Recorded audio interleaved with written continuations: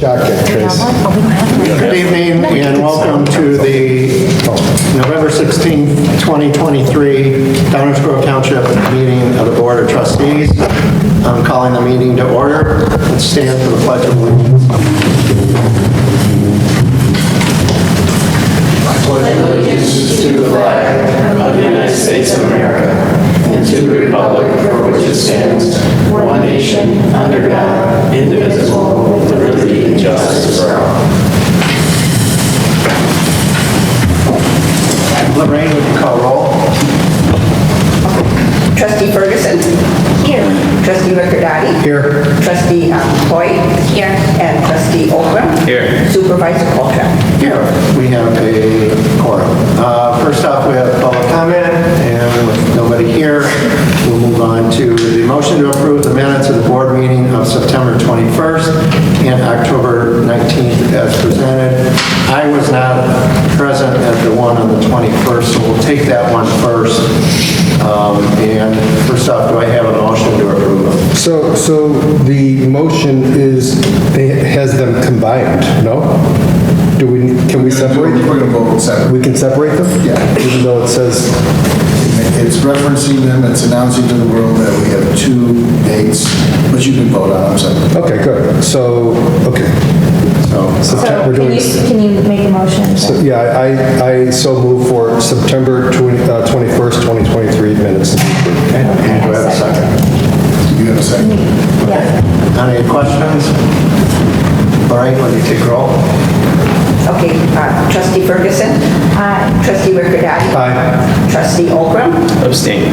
And Trustee McCloy. Abstain. No, you Aye. Were you here? No. Oh, September? this time is, yeah, aye. September, Aye. And Supervisor Coltrane. And I abstain on that one. So then we have the October 19th, 2023. Do I hear a motion to approve? So moved. Second. All right, any questions? Lorraine, would you take roll? Okay, Trustee Ferguson. Aye. Trustee Riccardotti. Aye. Trustee Oldham. Abstain. And Trustee McCloy. Abstain. Yeah.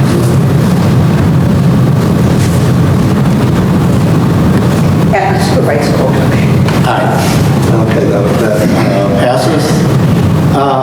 Next up, we have a motion to approve the trustee audit and approve of the bills and claims as presented. Do I hear a motion? So moved. And a second. Second. Any questions? Lorraine, will you take roll? Okay, Trustee Ferguson. Aye. Trustee Riccardotti. Aye. Trustee Oldham. Aye. Trustee McCloy. Aye. Supervisor Coltrane. Aye. The motion passes. Next up, we have Ed Tracy here. It's a CPA from Sullivan Fox. He is our auditor, and he's going to give a presentation on the annual financial report that ended on February 28th, 2023. Okay, do you want me to step over, or am I good here? I think you're good there. Okay, all right, first to introduce myself, my name is Ed Tracy, I'm the audit partner with Sullivan Fox. We're a firm of about 50 professionals out of Oak Brook and Terrace now. As of last week, we were previously Oak Brook, we moved down on the block on the other side of 83. I've worked with local governments throughout my career, 30 plus years, and head up the government practice at our firm. We work with currently about 8 or 9 townships and about 30 local governments overall. When we come in, look at do an audit, first thing we do is kind of assess the internal controls that are in place at the organization. The financial statement audit doesn't give an opinion per se on internal controls, but we do take a look at them, walk through some transactions to see that they're being followed, and just to kind of get an understanding and determine, that helps us design our audit procedures. Specifically, we're kind of looking to see that there's an appropriate segregation of duties where possible. Obviously, with the township, there's a limited number of employees, so sometimes it's not perfect segregation duties, but I think you guys have done a pretty good job in that respect. Another area we look at is to see that there's a proper approval process. And I think that's where you do a very good job, especially in terms of the disbursement side of things, between the approvals, between the department heads and the board itself. I think that's a strong control on your part. And then we're also looking to make sure that the accounts are being reconciled in a timely manner. If the is the bank account, the cash accounts being timely reconciled, our subsidiary ledgers reconciled to the general ledger and the like. And we found those to be in good order as well. So your records are maintained on a fund basis. The audit report includes two sets of financial statements. There's what's called the government-wide financial statements, and then there's the fund financial statements. We did make some adjustments to record certain activity in the fund financial statements as part of our audit. Typical adjustments that we make in these types of audits. It's primarily to recognize transactions that took place after the end of the year, or at least the cash transaction took place after the end of the year, but the event occurred during the year. So whether it was an expense incurred prior to the end of the year that was paid after the end of the year, then we bring that expense back. Or something that was a receivable that was earned before the end of the year, but the money wasn't received until after the year, we bring that back as a revenue receivable. So those are the types of adjustments we made.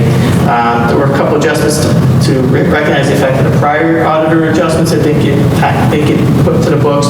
And sometimes that's done on purpose where you just kind of reconcile or adjust certain accounts once a year and kind of recognize things as on a cash basis throughout the year. So that's fairly typical of what we see with our townships and local governments in general. I mentioned there's a second set of financial statements. That's what's called the government-wide financial statements. Those are more on what's called a full accrual basis, but the idea is they're more like a business as opposed to a government. They kind of look at things, they recognize certain long-term assets and long-term liabilities on the balance sheet, which don't typically get recognized in the fund financial statements. So when you purchase a vehicle, for instance, in the government-wide financial statements, that's an asset, a fixed asset on the books that you depreciate over time. In the fund financial statements, that's just an expense when you buy it. So these types of long-term assets, long-term liabilities are the difference between the two sets of financial statements.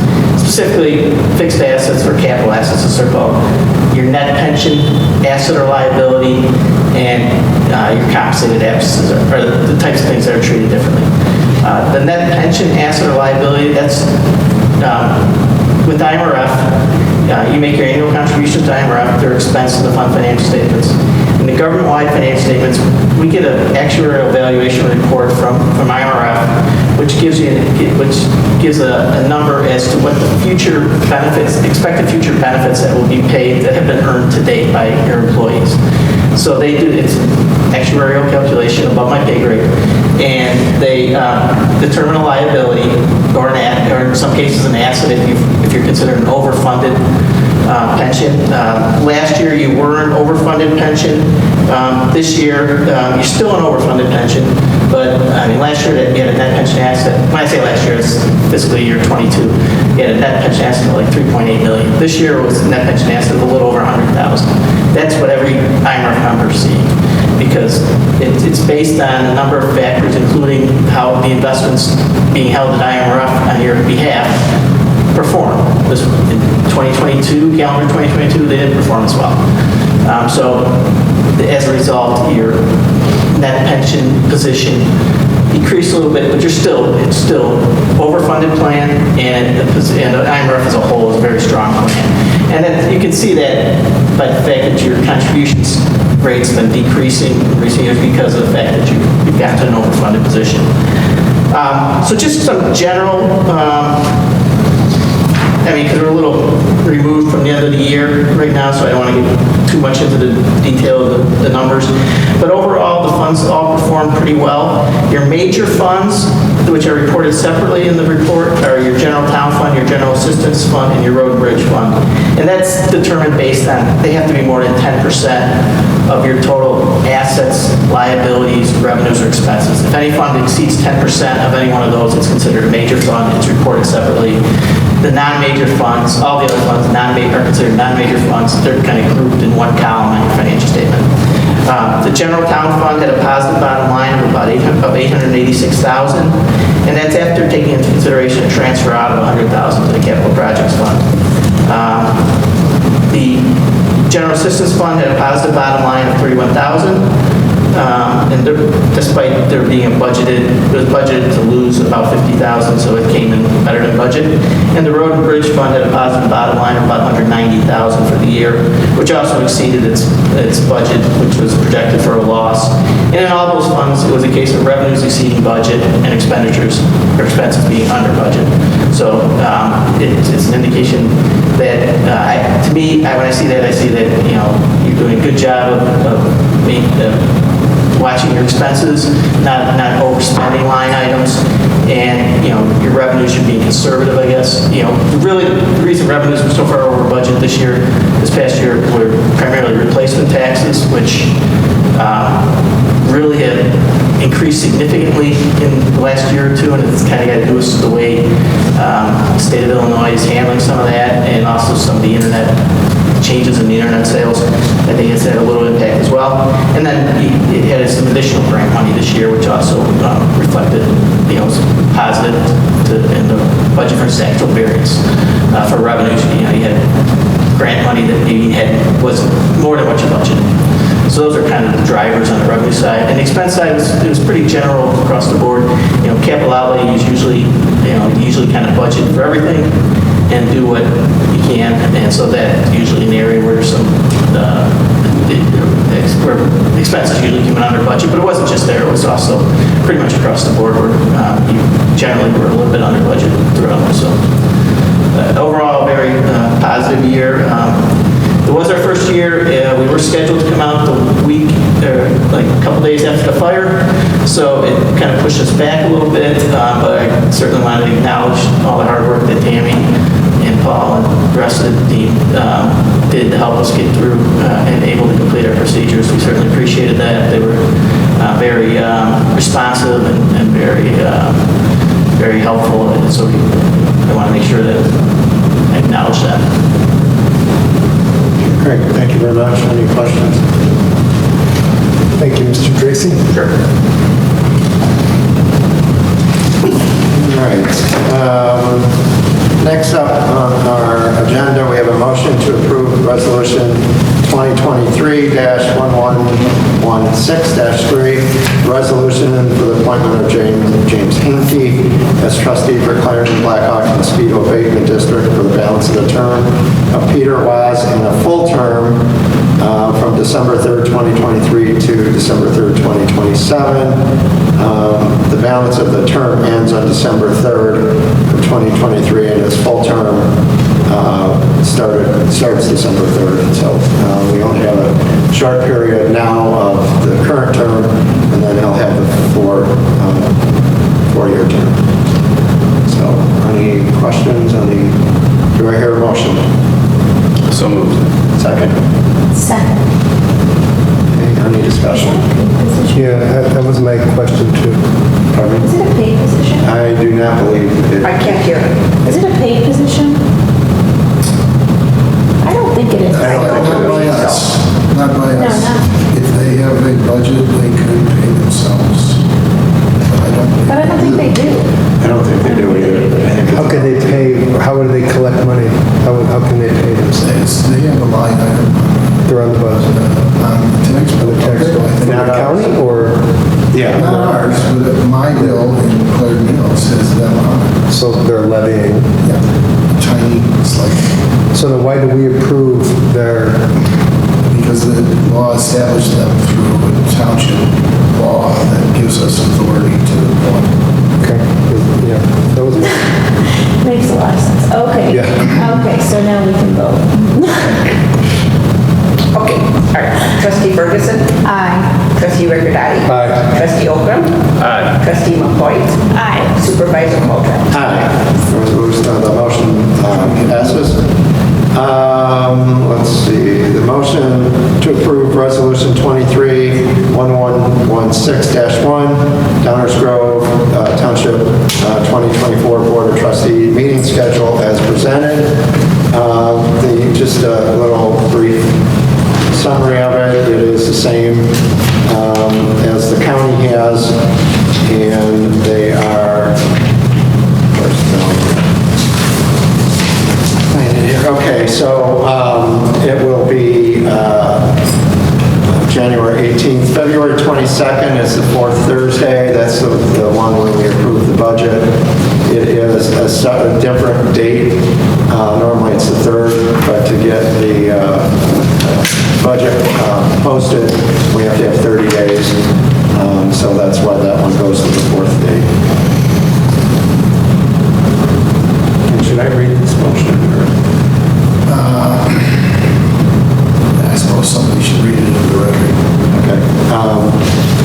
I'll do it. Whereas Township meetings are held on the third Thursday of each month, starting at 7 p.m. unless otherwise properly noticed.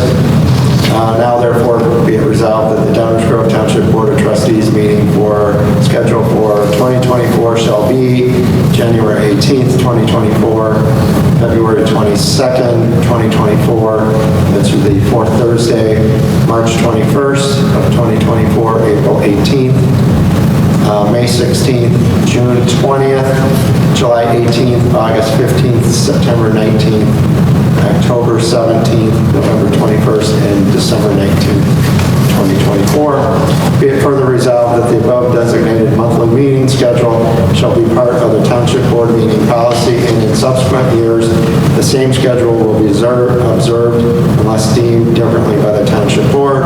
And be it further resolved that the Township Clerk shall distribute a copy of this resolution to all departments and elected offices. This is enacted and approved on the 16th day, if it is, the 16th day of November 2023. So do I hear a motion? So move. And a second? I have a motion and a second. Any discussion? Lorraine, take roll. Trustee Ferguson. Aye. Trustee Richardotti. Aye. Trustee Oprah. Aye. Trustee Hoyt. Aye. Supervisor Coltrane. Aye. Motion passes. Next one is a motion to approve Resolution 23-1116-2, Downers Grove Township 2024 holiday schedule as presented. And I'll read that one as well. Whereas Township holidays shall be reviewed from time to time, and whereas Township holidays shall be coordinated as much as possible with the county and court's holiday schedule. Now therefore be it resolved that the number of holidays Township employees receive in 2024 shall be 12. Be it further resolved that the following days shall be designated as Township holidays for 2024. New Year's Day, Monday, January 1st, 2024. Martin Luther King Day, Monday, January 15th, 2024. President's Day, Monday, February 19th, 2024. Memorial Day, Monday, May 27th, 2024. Juneteenth Day, Wednesday, June 19th, 2024. Independence Day, Thursday, July 4th, 2024. Labor Day, Monday, September 2nd, 2024. Columbus Day, Monday, October 14th, 2024. Veterans Day, Monday, November 11th, 2024. Thanksgiving Day, Thursday, November 28th, 2024. Day after Thanksgiving, Friday, November 29th, 2024. Christmas Day, Wednesday, December 25th, 2024. Be it further resolved that the above designated holidays shall be part of the Township Board personnel policy, and in subsequent years, the same schedule will be observed unless deemed differently by the Township Board. And be it further resolved that the Township Clerk shall distribute a copy of this resolution to all departments and elected offices. Enacted and approved this day, the 16th day of November, 2023. Do I hear a motion? So moved.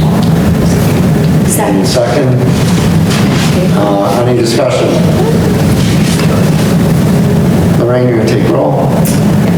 Trustee Ferguson. Aye. Trustee Richardotti. Aye. Trustee Oprah. Aye. Trustee Hoyt. Aye. Supervisor Coltrane. Aye, and it passes. Next up, a motion to approve the Blue Cross Blue Shield health insurance contract for full-time township employees to be administered by IX Solutions as presented. So first off, do I hear a motion? Aye. And a second? Second. Okay, just a little bit. We have actually worked with IX Solutions. They started with us midterm last year. The place we had no longer wanted to do to smaller businesses, so they had recommended IX Solutions. We've had very good luck with them. They did do a comparison with a second insurance. We did Blue Cross Blue Shield, and I believe the other one was United Healthcare. It was, Blue Cross Blue Shield was still the best for us. The HMO is going up by like 2%, TPO is going up like 7.5%, so not a huge increase. So, any questions on it? Okay, Lorraine, would you take a roll? Trustee Ferguson. Aye. Trustee Recordati. Aye. Trustee Okra. Aye. Trustee McCoy. Aye. Supervisor Caldwell. Aye, and that passes. And, let's see, I've got one more thing here. I can't come to the meeting. All right, so I need a motion to approve resolution 23116-4 to change the meeting date from December 21st, 2023 to December 14th. Can you just do that? Yeah. Did everyone can vote? Yes, Okay. yes. The resolution changing the Board of Trustees' regular scheduled meeting from December 21st, 2023 to December 14th, 2023. Whereas the Board of Trustees of Downers Grove Township, DuPage County, Illinois, holds regular meetings on the third Thursday of each month at Downers Grove Township Senior Center, 4341 Saratoga Drive, Downers Grove, Illinois 60515, pursuant to 60 ILCS 1-80-10, and the board action be taken on December 21st, 2022, and said monthly meeting schedule is posted on the township website pursuant to 5 ILCS 120-202A, and the board action taken on December 21st, 2022. Whereas the Board of Trustees of the Downers Grove Township desires to move the December regularly scheduled Board of Trustees meeting from Thursday, December 21st, 2023 to Thursday, December 14th, 2023 to accommodate holiday schedules of the Board of Trustees, the Township staff, and the citizens of Downers Grove Township. Whereas in order to accommodate the change of the December regularly scheduled Board of Trustees meeting, it is necessary to pay any and all Downers Grove Township December credit card bills when due to avoid the interest, late charges, and penalties subject to review and audit by the Board of Trustees of the Downers Grove Township at the next regularly scheduled Board of Trustees monthly meeting. Now, therefore, it is hereby resolved that the regularly scheduled Board of Trustees monthly meeting to be held on Thursday, December 21st, 2023, shall be moved to Thursday, December 14th, 2023, and the Downers Grove Township shall pay all Downers Grove Township credit card bills due in December 2023 on or before the due date to avoid interest, late fees, and penalties subject to the Board of Trustees review of the same at the next regular scheduled meeting. Approved and adopted at the 16th day of November 2023 at Downers Grove, Illinois. Just one more comment about the credit card bills. We will look online on that Monday before, so we should have everything we need. There should be no, and we'll just pay off of that, whatever it is on that day, because it's only a couple of days later that it will come. So I don't really see that will be an issue. We should have all of the bills, and there are some meetings that are on the 15th of the month, and we get everything paid on time, so. So the credit card statement will come after our board meeting? Yeah, but we'll print it off online of what it is, so you guys will see it before. I see. Yes. And I think that's only the assessors. I think ours is already here. So, any questions? Lorraine, we take roll. Yeah, motion and a second. Oh, do we have a motion? Okay, and a motion and a second. So moved. Second. Okay. Lorraine, will you take roll? Yes. Trustee Ferguson. Aye. Trustee Recordati. Aye. Trustee Okra. Aye. Trustee McCoy. Aye. Supervisor Caldwell. Aye, and the motion passes. Next up is the supervisor's report. I'm going to keep it a little brief tonight. Just to kind of talk a little bit about the senior center. And so far this year, our programs, we've had in attendance over 6,700 people have come to our different events. So I think that's really remarkable since we've just started this. And 2 weeks ago, we set our all-time record from 1 week, which was 261 people. Wow. Were here. This past week, it was 249. So we are doing well. And we are in the process of talking with, Sarah and I went to the Clarendon Hills Chamber of Commerce meeting on Monday, and we have joined all the Chamber of Commerce, so we are going to get our name out to all different places. We had a couple of different people come up to us and say, if you need our place to rent out to do an event, please let us know, and we'll be more than happy to host it for you. So nice. We will be going out in the community in different areas, so that number should go up quite a bit. So I'm very proud of that. Very proud of the job we've done. We've also done, so far this year, 420 passports, which I think is remarkable as well. And that is only new passports. That's not the renewals. We probably have done 200 to 300 renewals as well. The renewals haven't been tracked, and we will start to track them. But on a renewal, we can take the picture, but people have to send it out themselves.